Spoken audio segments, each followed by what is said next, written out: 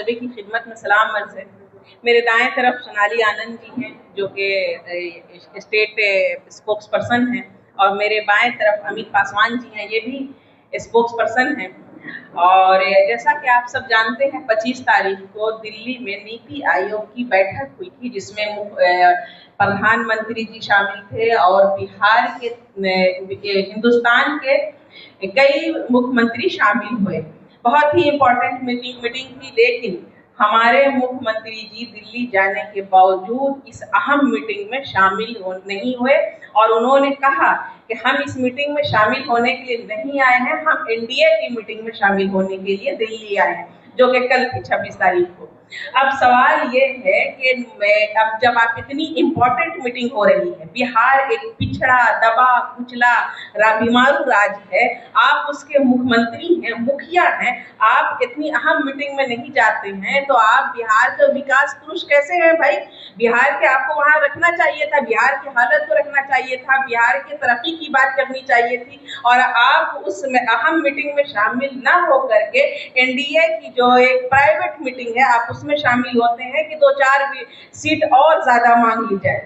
तो इससे नीतीश कुमार की नीयत का भी पता चलता है कि ये बिहार की, ना बिहार के लोगों की, ना बिहार के युवाओं की इन्हें चिंता है तो बस अपने कि इन्हें 2-4, 10, 5 सीट ज्यादा मिल जाए। और इस बात का दूसरा पहलू ये है कि इससे साफ जाहिर होता है कि नीतीश कुमार जी मानसिक और स्वास्थ्य के हिसाब से बिल्कुल सही नहीं है, बीमार हैं। और प्रशांत किशोर जी ये बात हमेशा बोलते रहते हैं कि नीतीश कुमार मानसिक हालत भी उनकी ठीक नहीं है और उनकी शारीरिक स्वास्थ्य भी जो है बिल्कुल सही नहीं है। तो ऐसे बीमार व्यक्ति के हाथ में बिहार है, और इसमें बीजेपी का भी उतना ही कसूर है जितना जेडीयू के लोगों के नेताओं का कसूर है कि नीतीश कुमार जी जैसे बीमार को बिहार के मुखिया के तौर पर बैठाया गया है। कि बताइए कि जो आदमी बीमार होगा वो बिहार की तरक्की क्या करेगा? जाहिर सी बात है कि इनको हमेशा झाड़ पोछ करके डेंटिंग पेंटिंग कर करके लाया जाता है लोगों के सामने, और तब भी नीतीश कुमार ऐसी कोई ना कोई हरकत कर देते हैं जिससे पता चलता है कि ये मानसिक तौर पर बिल्कुल भी स्वस्थ नहीं है। किसी के सर पर गमला रख दिया, राष्ट्रीय गान हो रहा है तो वहाँ कुछ अनाप शनाप हरकतें करने लगे, तो अक्सर भीड़ में ये कुछ ना कुछ ऐसी हरकत कर डालते हैं जिससे इनकी हालत का पता चलता है। अब ये नीति आयोग की मीटिंग में चूंकि पूरे देश के मुख्यमंत्री वहाँ जमा थे, अब इस मीटिंग में नीतीश कुमार वहाँ शामिल होते तो लोगों से मिलते, बातचीत होती, तो वहाँ बिल्कुल इनकी पोल खुल जाती कि ये मानसिक तौर पर बिल्कुल स्वस्थ नहीं है और इनको किसी भी तरह से बीजेपी इलेक्शन तक चेहरा बनाकर रखना चाहती है ताकि बिहार का इलेक्शन ये जीत सके। नीतीश कुमार को एक मुख्यमंत्री के तौर पर किसी भी तरह से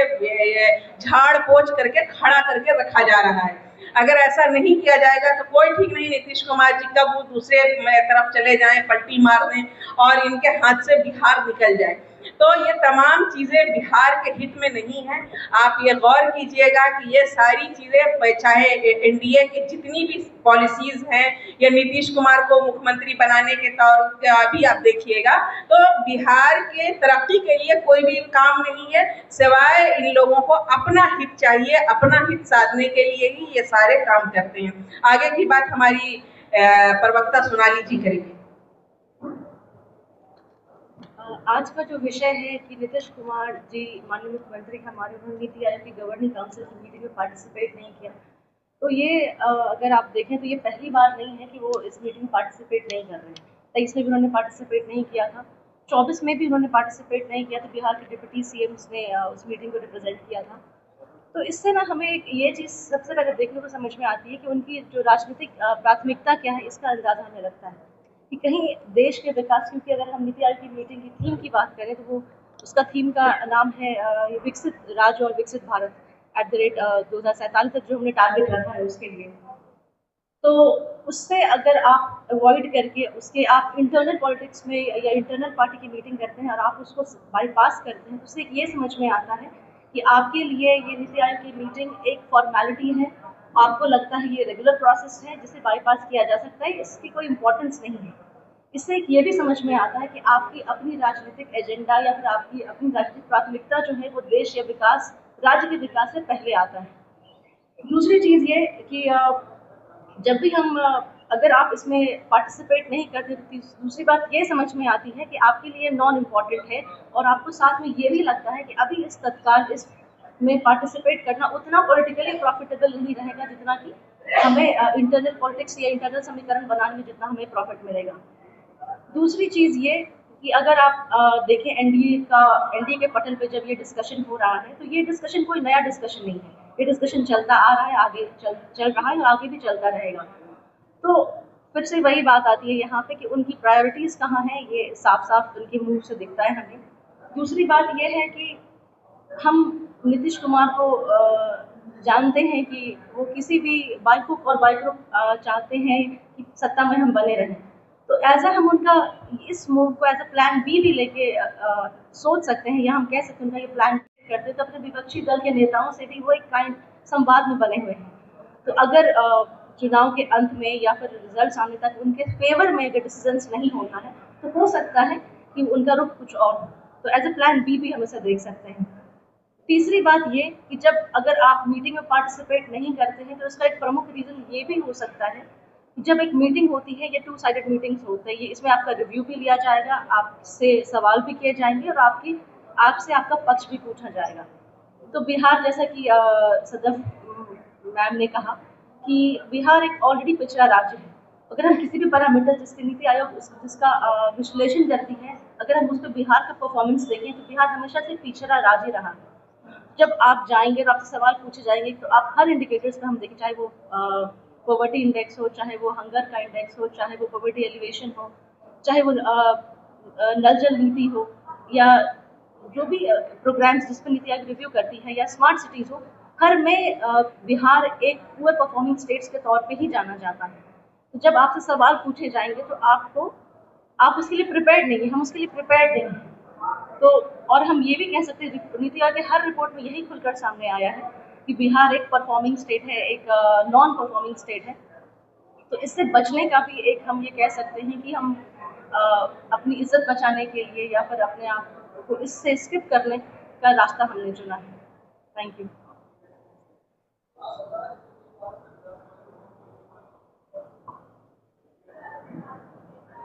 बहुत बहुत धन्यवाद हमारे मीडिया के साथी और जैसा कि सदफ जी बताए, सोनाली जी, आज बहुत ही महत्वपूर्ण मुद्दा है जो कि माननीय मुख्यमंत्री जी, बिहार के मुख्यमंत्री जी, सुशासन की सरकार कहे जाने वाले, और कमोवेश यह कहा जाए कि जिस तरह से हम कहें कि जनरल राज 15, 18, 20 वर्ष पहले जो हम लोग देखते थे बिहार का स्थिति, लालू यादव जिसे जितने लोग तबाह थे बिहार में, राजद की सरकार से जितने तबाह थे, और उस तबाही का आलम में एक स्वच्छ राजनीति बिहार का एक विकल्प के रूप में माननीय नीतीश कुमार जी बिहार में आए और बहुत कुछ दिए। उनका जो कार्यकाल रहा बहुत कुछ दिए, लेकिन इधर जो उनका कार्यकाल 5 वर्षों और 10 वर्षों का इधर जो कार्यकाल है, मैं उन्हें यह स्पष्ट तौर पे कहना चाहूंगा कि अभी उनकी कई तरह की आपने देखा, सदफ जी बताए, सोनाली जी बताए, IAS अधिकारी के माथा के ऊपर गमला रख रहे हैं, कई तरह की सभाओं में जो है गलत हरकत कर रहे हैं।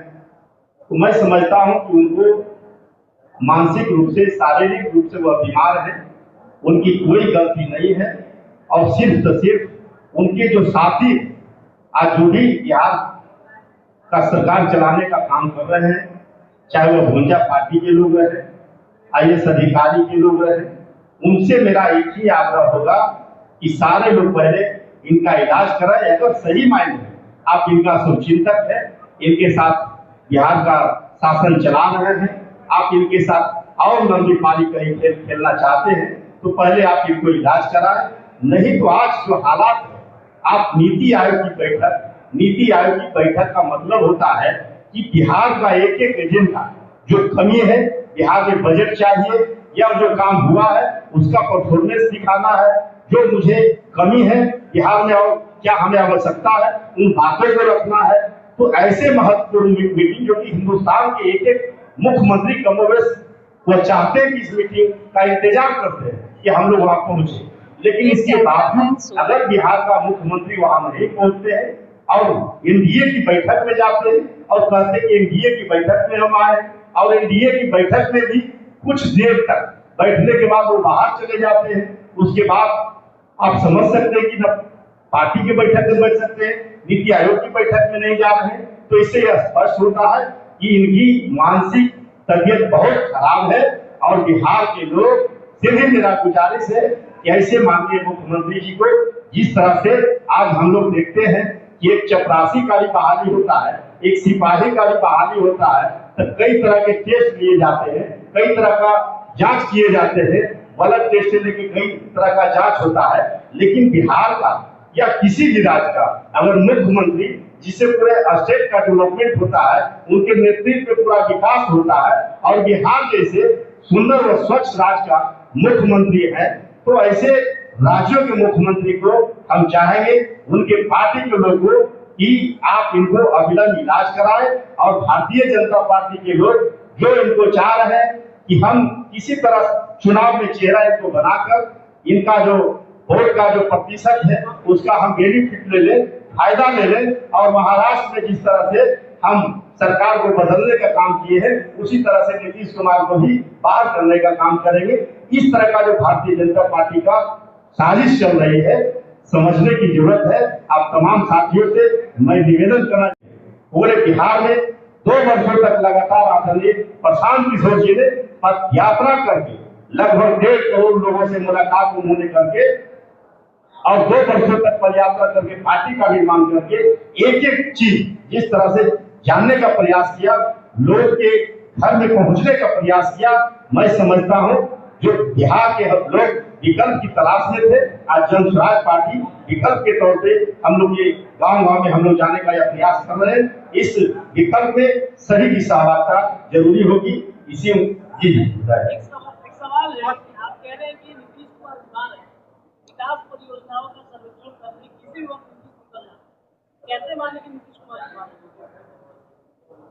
आप विकास परियोजनाओं के बारे में बता रहे हैं, आप एक विकास परियोजनाओं के बारे में बताएं जिसमें वह स्पष्ट रूप से वह सीधा आप समझते हो कि आप महिला संवाद कर रहे हैं। जहां भी गए आप देखे कितना महिला संवाद जीविका के लोग हैं बैठक कर दिए, संबोधन में भी वह 2 मिनट जो लिखा हुआ रपट रहता है उसको रटने का काम करते हैं, उसके बाद ज्यादा कोई काम नहीं करते। तो इस स्थिति में भी नीतीश कुमार इतने एक्टिव है, इतने सक्रिय है, बरसात हो किसी भी वक्त पटना की सड़कों पर निकल जाते हैं, तो मानते हैं आप यह कह दिया जाए स्पष्ट तौर पे कि वह निकलते नहीं, निकाला जाता है, उन्हें निकाला जाता है, निकलते नहीं। आपने एक बात बोला कि एनडीए मतलब बीजेपी नीतीश कुमार को इसलिए साथ रही है या चेहरा बना के रखी हुई है कि चुनाव में उनका फायदा उठाया जाए। डायरेक्ट मतलब है कि बिहार की जनता का अभी भी भरोसा नीतीश कुमार पे आप नहीं बोला। बिहार की जनता का जो भरोसा था वो भरोसा बहुत हद तक टूट चुका है, लेकिन बिहार में जो देखते कहीं ना कहीं जो कास्टिज्म राजनीति है उसका जो 2% 3% जो भी उनका प्रतिशत है वह चाहते हैं कि इसका बेनिफिट ले, लेकिन उसमें भी बहुत सारी बिहार में स्थितियां बदल चुकी है, बहुत सारे बदलाव हो चुके हैं। अब कास्टिज्म से बहुत आगे बिहार में उठने जा रहा, इस चुनाव में भी आपको इसकी अंदाजा काफी लग जाएगा। नीतीश कुमार की यह राजनीतिक चाल है और एनडीए में क्या सीट शेयरिंग को लेकर नीतीश कुमार नाराज है, इसलिए नीति आयोग की बैठक में शामिल है, मुझे बात को यही लग रहा है। देखिए सबसे बड़ी बात है कि नीति आयोग में से नाराज और पार्टी से नाराज दोनों अंतर है। नीति आयोग से उन्हें नाराज की कोई बात नहीं करनी चाहिए, अगर नाराज लोग होते तो उन्हें बैठक में नहीं जाना चाहिए था, बैठक को ही सीधे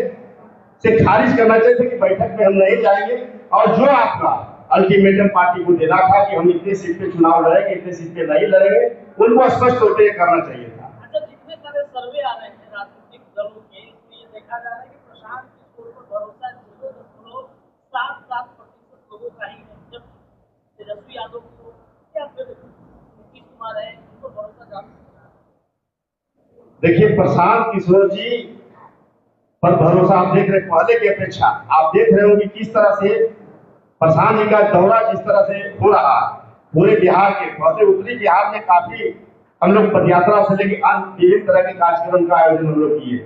लेकिन मगध के क्षेत्र जो है दक्षिणी बिहार में कार्यक्रम बहुत कम हुआ था। आप ये समझिए कि उपचुनाव में जो हम लोग का फर्स्ट कार्यक्रम चारों विधानसभा में हुआ, उसके बाद हम लोग ग्राउंड लेवल पर जा रहे हैं। बहुत लोग को हम लोग ये बता रहे हैं कि प्रशांत किशोर कौन है, प्रशांत किशोर आने का मुख्य मकसद क्या है। तो सारा विकल्प बताने के बाद लोग को ओपिनियन आता है, इतना जरूर बताता है कि हाँ कौन के सुने हैं, उनका जो विचार है, उनका जो कार्य करने का शैली है, वो बिहार में जो चाहते हैं वो जनता की बात करते हैं, युवाओं की बात करते हैं, शिक्षित बेरोजगारों की बात करते हैं, पलायन की बात करते हैं। आज तक किसी भी तरह का राजनीतिक दल इस तरह की बात नहीं करता उनके साथ। आप ये मानते हैं कि अभी तक प्रशांत किशोर का विजन पूरे बिहार में नहीं पहुंच पाया है? आप ये मानते हैं अपने बात को? देखिए, जिस तरह से रफ्तार हम लोग का चल रहा है, बहुत कम समय में बहुत कम समय में हम लोग गांव-गांव के कस्बा तक पहुंचने का यह प्रयास किया है और पहुंच ही जाएंगे। और इसका रिजल्ट आप देख लीजिएगा, 1 से 2 महीना में काफी हम लोग पूर्ण जो है कि जो कार्य करने का जो हमारी तैयारी, जो पार्टी का तैयारी है, बहुत तेजी से हम लोग फैल कच्छप गति से बढ़ रहा है क्या? आप लोग कच्छप गति से बढ़ रहे हैं क्या? कछुए की क्या? देखिए, सबसे पहली बात कि आपके सवाल का ये जवाब दे दूं कि आप हिस्ट्री उठा करके देख लीजिए, बिहार ही नहीं पूरे हिंदुस्तान की तारीख उठा करके देख लीजिए कि 2 अक्टूबर को हमारी पार्टी बनी है और 7 से 8 महीने में आज तक किसी पार्टी का भी रिकॉर्ड रहा कि वो थर्ड फ्रंट नहीं बन पाई है। जन स्वराज वाहिद ऐसी पार्टी है कि इतने कम समय में मजबूती के साथ खड़ी है और एक तीसरा विकल्प जनता के सामने आकर खड़ी हुई। बताइए, कोई मिसाल आपके सामने है ऐसी किसी पार्टी का? लोगों जेडीयू हो, आरजेडी हो, तमाम पार्टी है, बीजेपी हो, एक अरसा लगा है, 15 साल, 20 साल, 30 साल जमीन पर इन लोगों ने रगड़ा है, तो उसके बाद जाकर के अपना अस्तित्व बनाने में कामयाब हुए हैं। लेकिन जन स्वराज वाहिद एक ऐसी पार्टी है, प्रशांत किशोर जी की पदयात्रा का असर इतना हुआ जनता के ऊपर कि जमीन पर आग लग चुकी है। लोगों के जहनों में अब बदलाव की शब्द गूंजने लगा है। इससे पहले आपने बदलाव का शब्द सुना था? जन स्वराज के आने के बाद, प्रशांत किशोर के आने के बाद ही ये शब्द बदलाव का बिहार के हर नागरिक पर, हर युवा की जुबान पर है। अब ये बदलाव जो है, ये जो आग लगी थी जमीन पर, प्रशांत किशोर जी ने जो चिंगारी लगाई थी, अब वो शोला बन चुकी है और ये आप शोला देखेंगे इलेक्शन में। तो इसका रिजल्ट बहुत ही आपको जो है अचंभित करने वाला होगा और जन स्वराज एक बहुत मजबूत विकल्प के तौर पर एक लोगों के लिए एक नई आशा की किरण बन करके जन स्वराज हमारे सबके सामने आया है।